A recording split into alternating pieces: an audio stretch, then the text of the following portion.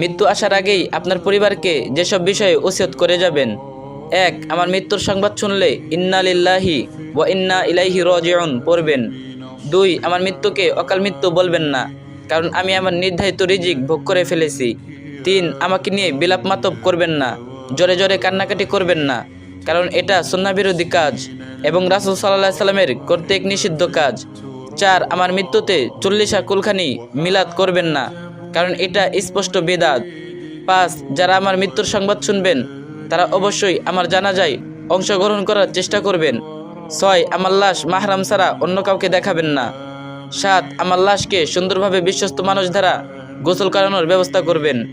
8. লাশ দাফনে ইসলামিক রীতিনীতি অবলম্বন করবেন, সমাজের নয়। 9. আমাকে কবরস্থ করার পর কিছুক্ষণ সেখানেই থাকবেন আর পড়বেন আল্লাহুম্মা সাব্বিতহু, আল্লাহুম্মা সাব্বিতহু। আমার কবরের আযাব লাঘবের জন্য এবং মুনকার নাকিরের প্রশ্নের উত্তর যেন দিতে পারি সেই দোয়া করবেন, আল্লাহুম্মা সাব্বিতহু আলাল ঈমান। 10. আমার হয়ে দান সদকা করবেন। আমার সদকা জারিয়া চালু থাকলে সেটার খবর নেবেন, সেগুলোকে সমুন্নত করার চেষ্টা করবেন। 11. আমার মৃত্যু থেকে এই শিক্ষা নিয়ে ফিরে যাবেন, আপনারও সময় অতি নিকটে।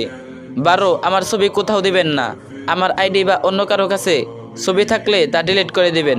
বাসায় আমার ছবি থাকলে ফেলে দিবেন, দেয়ালে ঝুলিয়ে রাখবেন না। 13.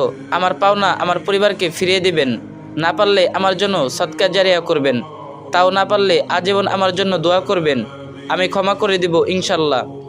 14. আপনি আমার কাছে কিছু পেয়ে থাকলে আমার জীবিত অবস্থায় আমার কাছে চেয়ে নেবেন, আর যদি মরে যাই পরিবারের কাছে চাইবেন। পরিবারের লোকদের বলবো আপনারা তাদের পাওনা দয়া করে দিয়ে দিবেন, আর পরিবার না দিলে আল্লাহর জন্য আমাকে ক্ষমা করে দিবেন, এতে আল্লাহ আপনাকেও ক্ষমা করবেন। 15. আমার জন্য বেশি বেশি দোয়া করবেন, আমার নামে গীবত করবেন না, কারণ আমি আল্লাহর স্থানে পৌঁছে গেছি। আল্লাহর কাছে আকুলতা, আল্লাহ যেন আমাদের ইমানের সহিত কালিমা উচ্চারণের মাধ্যমে শহীদে মৃত্যু দান করেন, আমিন। এই ভিডিওটি আরেকজনের সাথে শেয়ার করে মৃত্যুর কথা স্মরণ করিয়ে দেন, আর যে যত পারেন কপি লিঙ্ক করে দিয়েন।